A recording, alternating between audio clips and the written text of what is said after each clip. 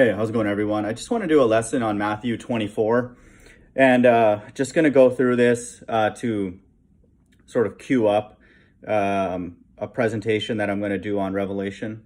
I'm not sure if I'm going to make it a multi-part thing or just put it in one video or one stream, but I basically went through each chapter in Revelation and made like 5 to 10 bullet points on each chapter, just distinguishing where it is, in human history. Is it right now? Is it in the future? Is it in the near future? And then I put sort of just a very simple timeline together. And it's very simple. It's like I've watched other people go over Revelation and then there's like words all over the place. There's like arrows flying everywhere and all that. I'm just going to break it up into something historical, something that's happened, in our lifetime. And, in the last 30, 40, 50 years, and then going on right now, right before our eyes, and then what's in the future, and the near future, and then the distant future. And so, it'll be fairly simple, and then it will be rooted in the video that I made on Revelation 11 of the two witnesses. And then that time period is the only thing that is absolutely fixed and will not change, that 3.5 year period. And that number keeps coming up over and over again in the book of Revelation. And, I'll keep referencing that when it's appropriate. And then that will be sort of the foundation, the core of, what I'm going to share in that presentation. And, it makes sense. Like it's clear, a couple things are difficult to believe, but the only thing that's hard to believe about it is that how much time it gives America, to still be standing when it looks like it's like literally about to crumble right before our eyes. So it looks like God has a plan to sustain it, for longer than certainly I thought, but still roughly in that same time period, the next 3 or 4 years. But, it makes sense. Like, again, there's a lot of things that still need to happen for the book of Revelation to be fulfilled. And in the very least, a 3.5 year period, that I don't believe has started yet. And I'll explain that here, actually, in this lesson in Matthew 24, what will kick off that period and what to look for. So Matthew 24 is amazing because there's so many, obviously it's Jesus. Anything in red letters to me is immediately gets my attention. It's cool because it's written in such a parallel way, spoken in such a parallel way to the book of Revelation, and where it starts off talking about the temple, and we'll see that in some instances in the book of Revelation. The first few verses relate to a temple, whether a physical one or a spiritual one, and then it goes on about things that are happening, like real life, and so this is the thing that I find fascinating and amazing about the God of the Bible, is that very spiritual, but he's very down to earth, and we've seen that coming to earth, being pinned to a cross, all that. He's not just sitting in the temple blowing, kisses, to the Most High. Like, obviously him and Jesus Christ and the Most High have an incredibly strong relationship. They are one. And, but it's not just between him and the Most High. He comes out of the temple in this chapter and tells us what to look for, during the end times and what will happen leading up to that. And so this to me is an incredible aspect of him. This whole Bible narrative is how spiritual and pure and incredible Jesus is. A rabbi, a leader, a minister, and all that, but very much into the day-to-day, into the details and into the suffering, and then gives for those people who have an ability to understand that this is happening, and it has been happening for a while, but is happening right before our eyes. And so he cares very much enough to warn us and for us to take comfort in the fact that he's behind it. And so to me, that is an incredible courtesy that he gives if we end up being correct, about this correlation, which is what it is right now.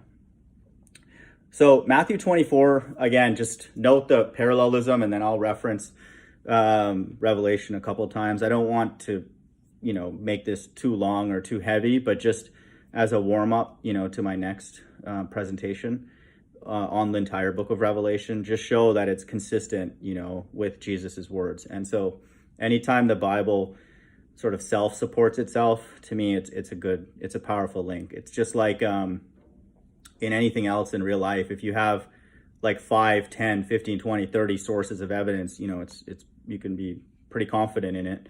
And it's the same thing here. Obviously the entire Bible is truth. We're waiting for to be evaluated and to see it, some of us. But this is good, that there's internal consistencies in terms of just exactly what is stated will happen, and then the timeline and all that kind of stuff. And so Matthew 24 reads, "And Jesus went out and departed from the temple, and his disciples came to him for to show him the buildings of the temple. And Jesus said unto them, See ye not all these things? Verily I say unto you, there shall not be left here one stone upon another that shall not be thrown down." Anything man-made, anything earthly, the Bible says in the very last few chapters, will absolutely be destroyed. And so this is true in that time, and then it's true for anything that is constructed physically after. Verse 3 reads, "And he sat upon the Mount of Olives. The disciples came unto him privately, saying, Tell us, what shall these things be, and what shall be the sign of the coming and of the end of the world?" So I think the reason this is queued up as privately, even though Jesus knows that this is going to be written here, is that it's for the inner circle. And again, I don't have any kind of spiritual experience or anything like Holy Ghost, tongues, and all that, but this is to queue up that there's going to be a small group of people that would even care to ask this. And then in this generation, if you understand reincarnation, and really you have to understand the book of Revelation, these are the same people that will care. So the people that I believe in this age that care about this end times, eschatology type stuff, there's a chance that we were all in this time as well, asking the same kind of questions. And so this is good, and again, don't be shocked, and I'm saying this to myself, that not many people will care about even looking into these correlations with what's going on in the world and what's going on in the Bible. I'll read it again, verse 3. "And as he sat upon the Mount of Olives, the disciples came unto him privately, saying, Tell us, when shall these things be? And what shall be the sign of thy coming and of the end of the world? And Jesus answered and said unto them, Take heed that no man deceive you." So he's now focusing on make sure that this is a spiritual request. This is not anything physical. You're not looking to profit off of this or anything like that, because if one does, I believe that Jesus will let people deceive them. And so that can never be the case with us, whoever is interested in this. Verse 5, "For many shall come in my name, saying, I am Christ, and shall deceive many." They will be successful. Ball earth, mainstream Christianity, health and wealth, every other religion, money, all that kind of stuff. All the things that can compete. Verse 6, "And ye shall hear of wars and rumors of wars. See that ye be not troubled, for all these things must come to pass, but the end is not yet." So you have to understand, Jesus is telling them later that their generation will not pass until these things happen. So he's speaking to them, knowing that they will be the ones reincarnated in this time period who will hear this and then be looking out for this. And so he's aware of that. I have a feeling they may be aware of it at this point, that happens, because Jesus did say that John the Baptist is Elijah. So I'm sure they talked about that kind of thing, but they may not have known, fully what he meant, that they will be the generation that will not pass. But try and understand that that's sort of the framework that he's telling him this, because these things that he's telling them are still going to happen, in the near future, medium future, and then way now.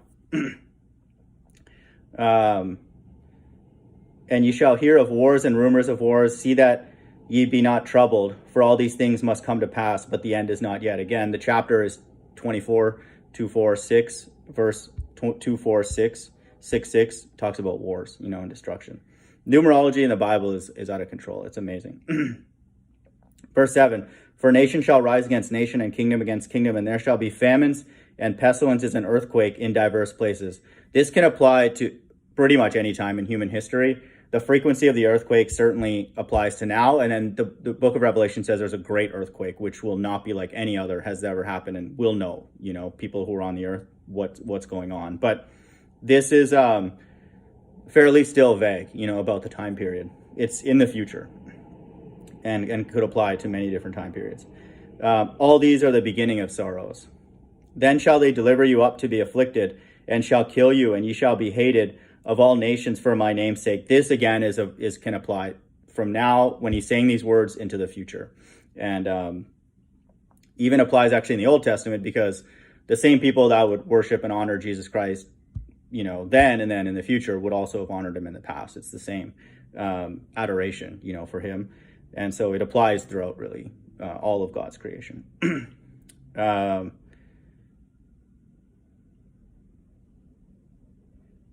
Okay, yeah, verse 9. Then they shall deliver you up to be afflicted, and shall kill you, and ye shall be hated of all nations for my name's sake. Just for his name's sake, not even all the other things, because I think he's then now alluding to the fact that there's not much people can do besides that. They're not going to go and change anything or change the structures. Just simply having allegiance towards Jesus Christ may lead a person to death, and has throughout human history. And then shall many be offended, and shall betray one another, and shall hate one another. To me, this is God is then over time creating a scarcity of resources. And then as I go through Revelation, I'll explain when it talks about 1/3 of the trees are burned, 1/3 of the animals, 1/3 of the ships. God is just narrowing the resources. That's the way he words it. And 1/3, for those who are into numerology, is 33. It's like these masons, like the way that we've seen in the news media. It's just a way for God to describe that, not exactly like 3 trees, one of them's burned. It's just showing that there's going to be a scarcity of resources. Not like God's going to create more and more abundance of things and fewer people, because then people wouldn't fight about anything. They'll be like, dude, there's tons of stuff, tons of food, stop fighting and bickering. A lot of it, not all of the beef, quote beef, jealousy on earth is due to a scarcity of resources. And that's Bible prophecy. God wanted this. And he's saying here in verse 10, and then shall many be offended, and shall betray one another, and shall hate one another. They'll get jealous. You have this, there's not enough of this, and then people will fight, because they don't have faith. Verse 11, and many false prophets shall rise and shall deceive many. They'll be successful. We see that happening in this day with people just not teaching the Bible correctly, not even close. And God's making fun of them, using them. And verse 12, to fulfill this verse. Verse 12, and because iniquity shall abound, the love of many shall wax cold. Again, that's consistent with the world that we live in. Again, scarcity of resources. God has created this ecosystem. Verse 13, but he that shall endure unto the end, the same shall be saved. So this I find very, very interesting. Now he's really skipping 2 sequences that are consistent in the book of Revelation. And so now, starting with very, very general statements, he's ended off with a few general statements that are still very important. Verse 9, deliver you to be afflicted. Many shall be offended, betray one another. Many false prophets shall arise. Iniquity shall abound. Those are can apply from, like I said, when he said those words to now and going forward, for sure. It doesn't seem like it's tapering at all. But here he starts getting specific and consistent with the book of Revelation. And in particular, for those who want a little bit of a sneak peek, Revelation 14 is an excellent summary of the sequence of events in the end times. And Jesus is following that right here. He's saying, first in verse 13, but he that shall endure until the end, the same shall be saved. This is also why 13 has significant number in numerology and people. I just saw something from Call for an Uprising, and one of the Dr. Phil's son or something had the number 13 tattooed on him. So these numbers all ultimately come from the Bible. People on the left and the right-hand side, they have some knowledge of it, and then the left-hand side just use it for whatever nonsense. But anyway, verse 13, but he that shall endure until the end, the same shall be saved. So now that's the first thing. He's talking about salvation first. That's kind of peculiar, because one would think that would be way at the end or something down the line. But Revelation 14 starts off with 144,000, a vision that John the Revelator is receiving of them already redeemed from the earth. So I believe the end times will be kicked off with 144,000 being removed from the earth. They are God's elect. They're his precious. They might be literal virgins. They're not allowed to lie. Can you imagine those kind of people operating in this world? It has to be soon, just by their definition of who the 144,000 are. And again, this is all assuming that the Bible's true, obviously. And then, we're in the end times. and the Bible's not true, but like way down the road, you know, and that doesn't make sense now. I've literally dismissed that completely because the mark of the beast is here. Like, there's no reason for me mentally to even entertain that. That's why I would say I'm putting my foot on the gas a little bit more with Revelation and end times verses, because we know it's now. Like, there's no having to be ambiguous about it. Is that if the Bible's true, it's going to show itself to be true in this period, is what I'm saying. Doesn't guarantee that the Bible's true, but it's going to express its truth soon. And so, first, salvation. That's what is promised. That's if we go in sequence here. And then in coincidence, Revelation 14, it's the same thing. And then in the next thing here in verse 14, and this gospel of the kingdom shall be preached in all the world for a witness unto all nations, and then the end shall come. So wait, salvation is talked about, then gospel being preached, and then the end shall come. That seems kind of strange. But again, for a person, and this will be made more clear in my Revelation series, that the 144 are taken away because you have to lie to live here. People don't want to admit that, but that's what it is. I'm sorry, like, there's no debating that. A person is a liar if they don't admit that. And so if you have a group of people, whatever number the 144,000 are on earth, and you have to lie to live here, there's like, for anybody who understands basic logic, they can't be here. You know, if they're forced to lie, when the Bible says they have no guile in their mouth, they're not liars, they're innocent, you know, before God. And so they have to be taken away. And so those are God's first fruits. You know, they know a lot more, you know, than we do, than the average person. And so verse 13, they're taken away, you know, through UFOs. They're gone. And then verse 14 says, and the gospel of the kingdom shall be preached in all the world. Notice how it says for a witness. And that's very important because that's consistent again in Revelation, that this gospel will be preached through all the world, not by Kent Hovind, Tahar, Pastor Anderson, Ravi Zacharias, Joel Osteen, none of these people, none of the Hebrews, not ISUPK, not freaking House of Israel, Israel United in Christ, none of these groups. They don't have the gospel. A lot of them are ball earthers that I just mentioned, if not all of them, actually. Yeah, they're all like ball earthers. So, you know, none of those people are going to be teaching anything worldwide because they're Satanists. So this gospel of the kingdom shall be preached in all the world, in all nations. It's just like the mark of the beast. It's not leaving any stone unturned. It's saying the gospel has to go out before the end will come. So thankfully we have technology now that will make this possible, for sure, no doubt. The only thing missing is people that will preach it. Who? Who's going to do it? Elon Musk and all these rich people? Of course not. This is where the answer is in Revelation 11. And it's 2 witnesses. And I'm going to add another video to that to support that even more, that it looks like it's Moses, you know, and John the Baptist or Elijah. It makes sense. They might be living, you know, right now here in America. We don't know. But, or God can bring them here, you know, when this 3.5-year period starts. But they're going to be doing this because, let's be real, no one else can. And so we can't have the end, and then shall the end come in verse 14, unless the gospel is preached unto all people everywhere. And again, make note of the fact Jesus uses his words carefully. The world for a witness, by 2 witnesses.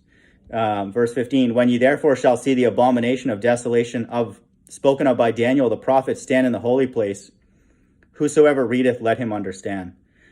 So that's the temple in the Middle East, in Israel, is completely defiled. It's not about God. It's not about the Bible. It's not about Christ. It's not about anything. So that abomination has been there and has been there for a while. And the Bible says in Revelation, it will only be for this 3.5 period. Like, there'll be an end to it. It won't just keep going on forever. And so it follows the same 3.5-year period that the 2 witnesses are prophesying to the entire world.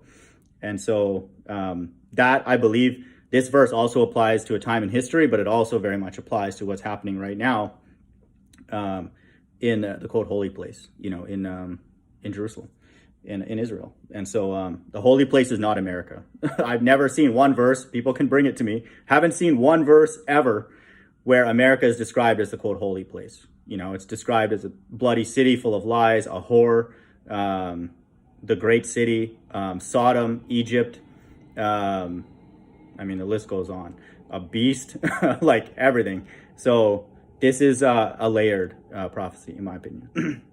Verse 16, then let them which be in Judea flee into the mountains. I believe this is now historical. So he's switching time frames, but this also, I believe, is again layered. This can apply to the panic that's going to happen, and is happening right now in that part of the world. Let him which is on the housetop not come down to take anything out of his house. Let him which is in the field return back to take his clothes. And woe unto them that are with child, and to them that give suck in those days. But pray ye that your flight be not in the winter, neither on the Sabbath day. These again are layered prophecies, like the Sabbath, the ravaging of the temple, in 70 AD, and then now, in the quote end times. These are all things like there's just going to be chaos, and this is also partially going to be. It's going to be started by the two witnesses, and then their 3.5 year period, and then it just gets worse after that. It's just God, Jesus coming again and cleaning up everything. Then let him which be in Judea flee to the mountains. Then let him which is on the housetop not come down to take anything out of his house. It just means that there's going to be a massive panic, like something big is going on. Neither let him which is in the field return back to take his clothes.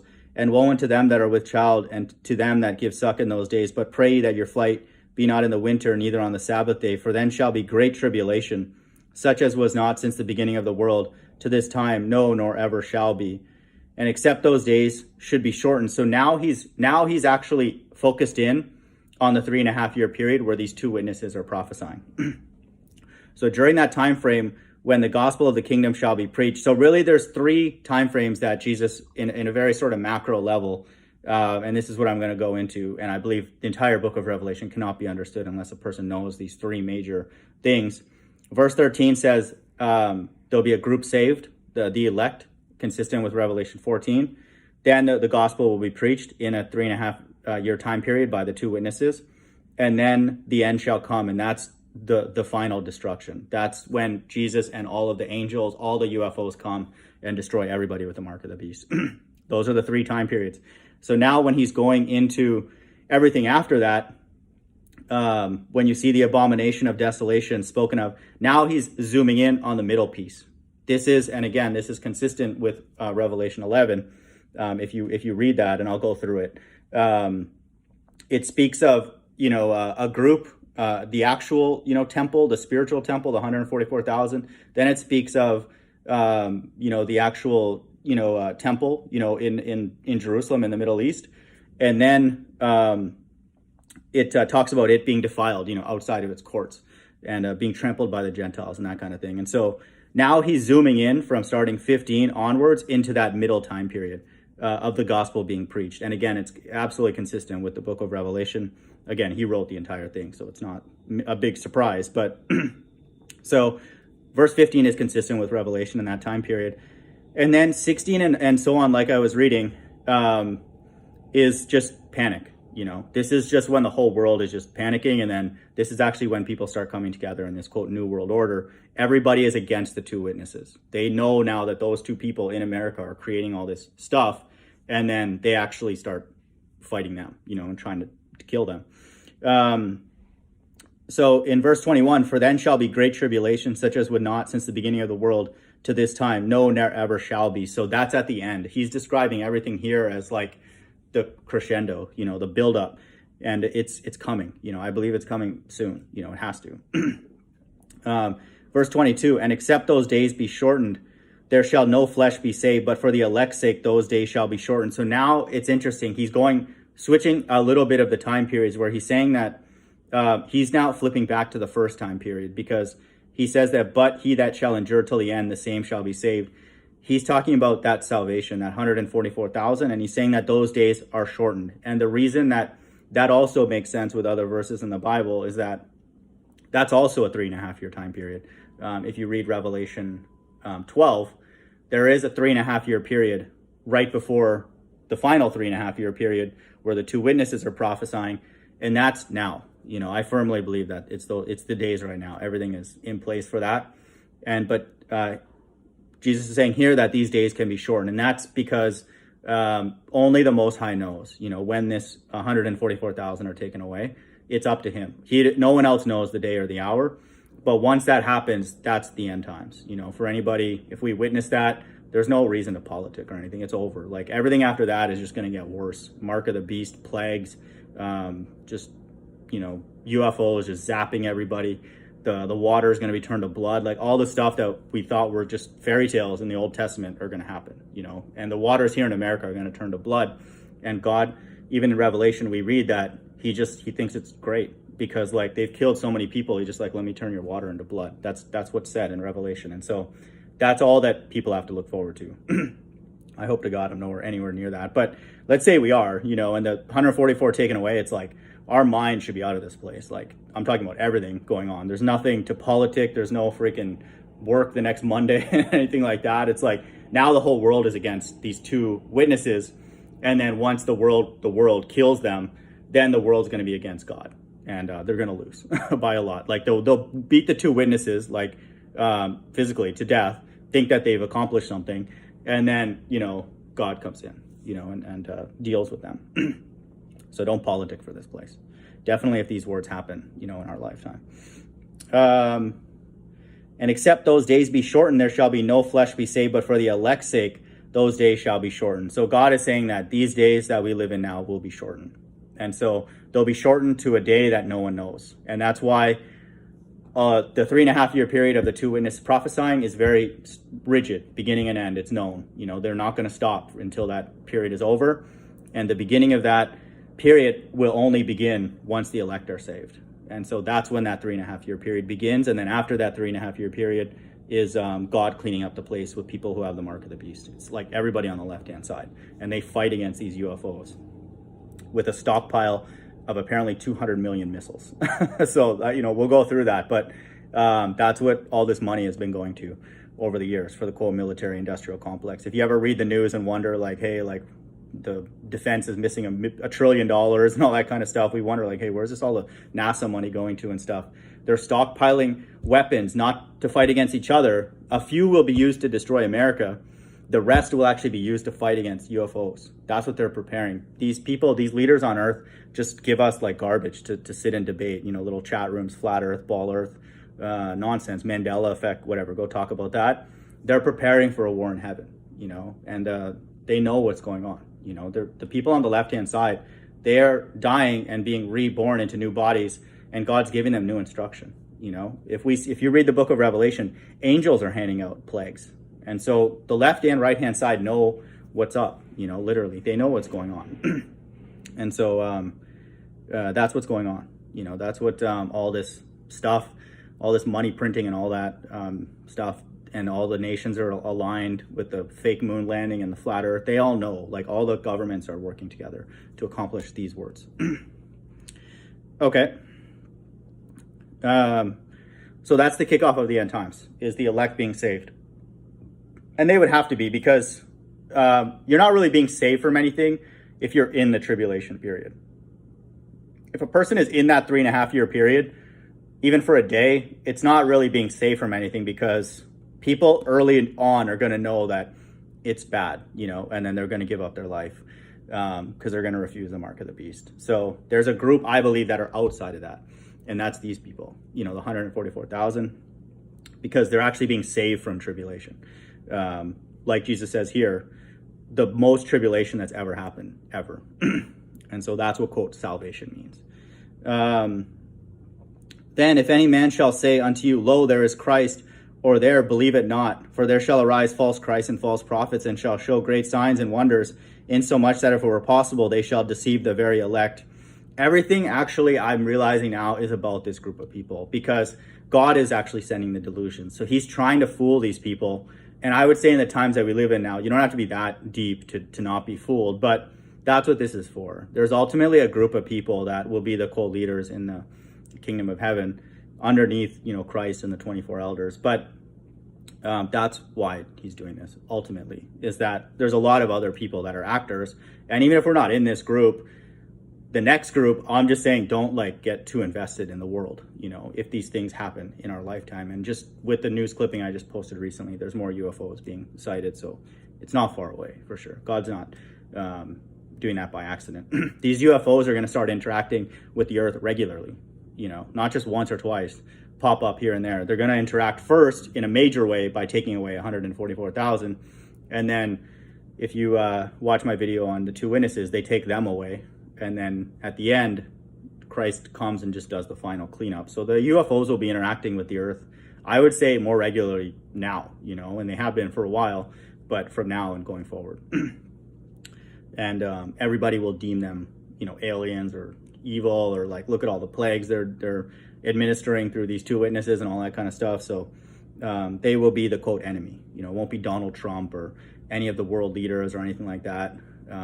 They'll direct their resentment towards God and that kind of thing.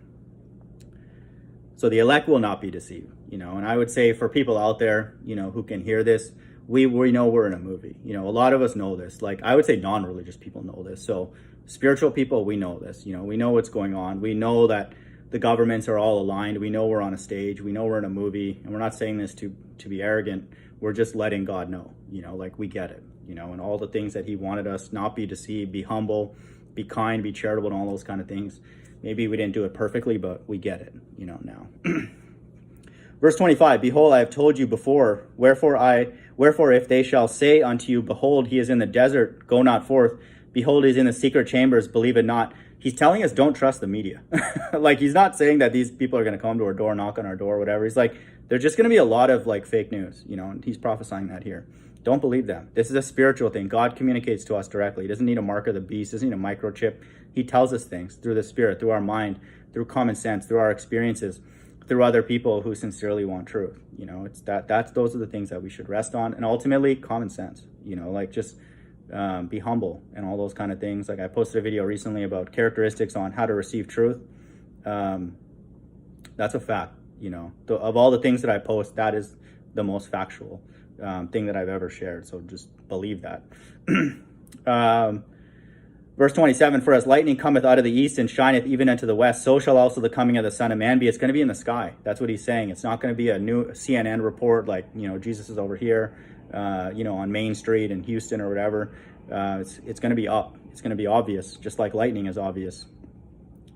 For wheresoever the carcass is, there will the eagles be gathered together also. So now that's prophecy, where if you read Revelation, Christ is you're going to know, because he's going to lay everybody out, and then you're going to see just dead bodies. So it's not going to be a big mystery.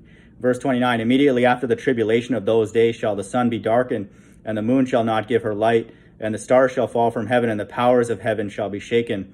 After the two witnesses are done, there's a huge earthquake.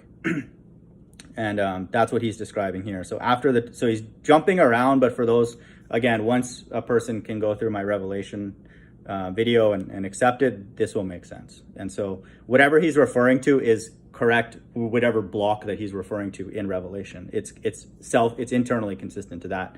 And so if he's referring to the tribulation of those days in the future, it is true that after that there's a major earthquake, and I can quickly get that.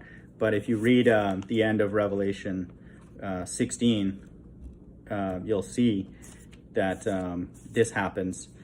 And so this is after the two witnesses are done. In verse 17, Revelation 16:17, and the seventh angel poured out his vial into the air, and there came a great voice out of the temple of heaven from the throne saying, "It is done." So this is it. And there were voices and thunders and lightning, and there was a great earthquake, such as was not since men were upon the earth, so mighty an earthquake and so great. That is the exact same earthquake as in Revelation 11. If you read Revelation 11, 13, and the same hour was there a great earthquake. And so this internal consistency helps us appreciate that Revelation 11 and Revelation 11:16 are coupled together. So you can see God does this on purpose. He just puts stuff in different order. 14 is a little bit of a breather, and then gives us the sequence, of the end times. Like I read earlier, it's the salvation, then it's the preaching, and then it's just the destruction. And that's what chapter 14 talks about. So it's like in the middle of this, it just goes into like other stuff. But again, it's always consistent. It's salvation of the elect. It's a great tribulation period of 3.5 years. And then it's just wrath, and that's just mark of the beast, people getting cleaned up. But, just pay attention to that. So the earthquake in 16 is this, immediately after the tribulation of those days shall the sun be darkened, and the moon shall not give her life, and the stars shall fall from heaven, and the powers of the heaven shall be shaken. So it's a big event. That's when it's done. To me, there's nobody who's on the right-hand side on earth anymore. It's just done. God's literally shaken up. People, sometimes all of us need to be shaken to acknowledge him, and to repent. That's going to happen. In that 3.5 year period, people will be tested, and then there's a group that is exempt from that 3.5 year period. And there's multiple places where that's said. And I can even read quickly in Revelation, when he's writing to the 7 churches, he writes to one of them, and he says in Revelation 3:10, because thou hast kept the word of my patience, I will also keep thee from the hour of temptation which shall come upon the earth to try them that dwell upon the earth. So again, it's clear, for people who get it. There's a group that is not going to go through that, and so, and they're the group that signifies that we're in the end times. And so there's a double, there's a removal, from not having to go through tribulation. And then it's the marker, the signpost, the thumbtack that puts all of us in the end times. That's when it begins officially, this great tribulation. Verse 30, and so after that earthquake, verse 30, and then shall appear the sign of the Son of Man in the heaven, and then shall all the tribes of the earth mourn, and they shall see the Son of Man coming in the clouds of heaven with power and great glory. So in this case, everybody's mourning, because no one's getting rescued from this. Everybody hates this because they know what's going on now. This is just God's left-hand side being cleaned up, like I've done a video in Revelation 19 and Revelation 20. And so this is God's final appearance. And before this, if you read Revelation 11, at the end of it, I'll just read it quickly. After the 2 witnesses are done prophesying, it says in verse 11, Revelation 11:15, and the 7th angel sounded, and there was a great voice in heaven saying, the kingdoms of this world have become the kingdoms of our Lord and of his Christ, and he shall reign forever and ever. And so this is the sort of translation into like Christ's dominance and rulership now over the earth. The left-hand side they have no more power because they have their millions of missiles, but they're going to shoot them at UFOs that don't even acknowledge them. They just put them in a different dimension, or they do something like they're not even anything, they're doing maneuvers that we've already seen right now in the news that we don't even understand. Again, we barely know what the shape of the earth is. So we're talking about people, an entity that made the entire earth and all the physics and the limitations, and they don't operate in those limitations. So it's going to be it's an easy fight, if you read the end of the book of Revelation. And he shall send his angels with a great sound of a trumpet, and they shall gather together his elect from the 4 winds, from one end of heaven to the other. And so this is again where I see that he is now switching, time periods. And so he is now going back to the beginning.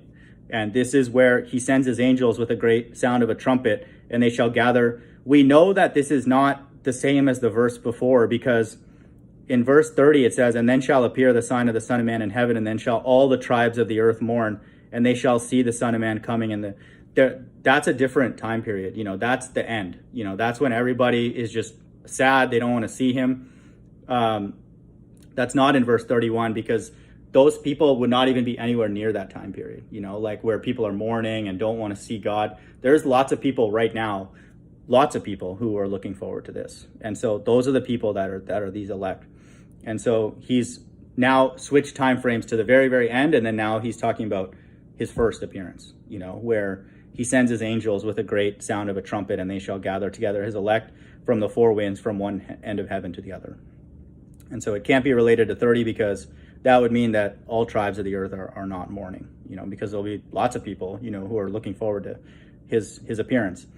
Now learn a parable of the fig tree. When his branch is yet tender and putteth forth leaves, ye know that summer is nigh. So likewise ye, when you shall see all these things, know that it is near, even at the door. Just to clarify too, this is made confusing on purpose. I want people to know that, God does this. He's jumping different time frames. Because he wants, first of all, only a few people to sort of get this. And then you have to go and dig into Revelation and know things about it as well for this to make any sense. So even when Jesus, in Revelation, it says the 2 witnesses' dead bodies will lie in a place called spiritually Sodom and Egypt. And then for whatever reason, they add in where our Lord was crucified. That gives people like Steven Anderson and Hovind and all these other mainstream people, they're going to go say that it's in Jerusalem, like in the Middle East. But so God, it's like a choose your own adventure. God gives the people, us, the ability to understand that that's in America. But then he gives another hook for people to be hooked and moved away into a different theology. And that's just like, that's a dead end, because you cannot understand the book of Revelation if you don't understand reincarnation, if you don't understand Jesus is black, and if you don't understand that America is the central place where a lot of that's happening. And so God gladly lets people go, go for it. And it's the same here. People will read Matthew 24 and get confused. It's like you talked about salvation in verse 13, and then you talked about it again in verse 31, and he's doing it on purpose. He's just putting stuff kind of all over the place so people don't get it. Verse 34, verily I say unto you, I also think it's interesting in verse 33, so likewise ye, when ye shall see all these things, know that it is near, even at the door. Again, for verse 33, that's a very important number. Verse 34, verily I say unto you, this generation shall not pass till all these things be fulfilled. People won't understand even Matthew 24, which is a bit more simpler, if they don't understand reincarnation, because the people that he's talking to, he's saying this to them. Verily I say unto you, this generation will not pass away until all these things have been fulfilled. So some of those people, if not maybe all the disciples, are here, on earth in some way, and through reincarnation, or in some place on earth. And he's saying that that they'll be the ones that will see all this, and this will make sense to them.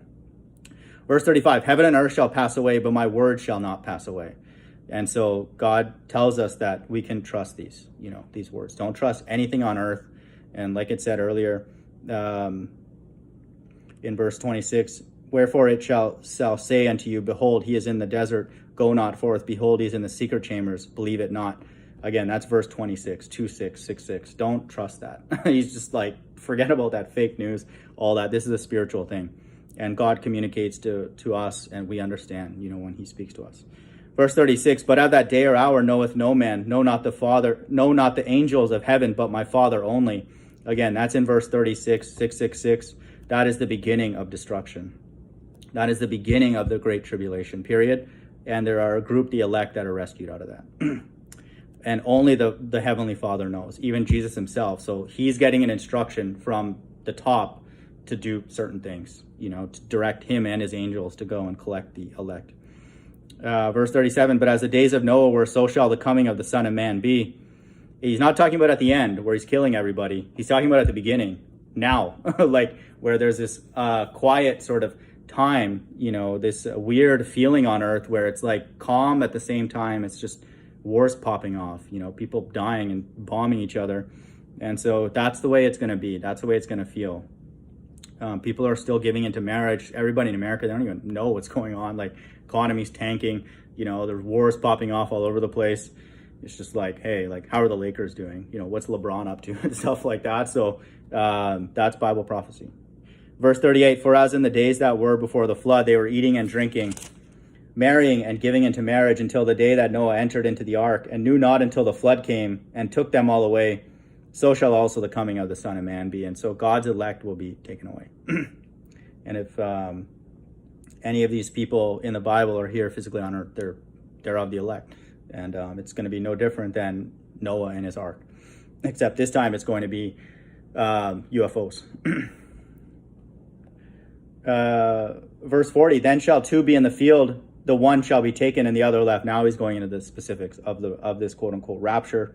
This quote pre-tribulation, pre-plague rapture. Two women shall be grinding at the mill, one shall be taken, the other left. Watch therefore, for ye know not what hour your Lord doth come. I believe that it's 144,000 are men, but their circle, their group, righteous people around them, God is going to give them all, the gift of being taken away. So it's men and women, but it's predominantly for his elect. Watch therefore, for you not know what hour your Lord doth come. But know this, that if the good man of the house had known in what watch the thief would come, he would have watched and would not have suffered his house to be broken up. Therefore be ye also ready, for in such an hour as ye think not the Son of Man cometh. This has to be really now. Like, it's not when the two witnesses are giving people sores who have the mark of the beast.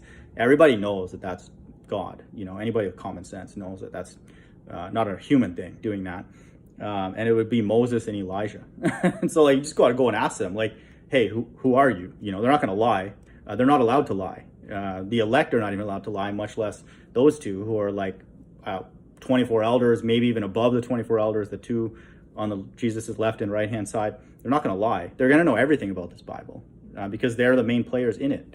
And so you could just ask them, you know, like any normal person. Like, again, you can't have normal conversations with people in the days that we live in now, but just go and ask them, like, hey, who are you? They'll be like, we're the two witnesses in the book of Revelation. And so, like, you know, it won't be that complicated. And so it can't be in that time, is my point, that this thing will happen, because we would know that it's in that time period. But this has to happen at the beginning to kick it off. Verse 44 again, therefore be ye also ready, for in such an hour as ye think not the Son of Man cometh. Again, it's verse 44, which is like 144. It's for the 144. Verse 45, who then is a faithful and wise servant, whom his Lord hath made ruler over his household, to give him meat in due season? Verse 46, blessed is that servant, whom his Lord, when he cometh, shall find him so doing. Verse 47, verily I say unto you that he shall make him ruler over all his goods. Verse 48, and if that evil servant shall say in his heart, my Lord delayeth coming. Verse 49, and shall begin to smite his fellow servants, and to eat and drink with the drunken. Verse 50, the Lord of that servant shall come in a day when he looketh not for him, and an hour that he is not aware of, and shall cut him asunder, and appoint him his portion with the hypocrites. There shall be weeping and gnashing of teeth. That's a lake of fire. We don't want any part of that. Forget about all these people who say God doesn't exist and, you know, Jesus is my homeboy and all this kind of madness.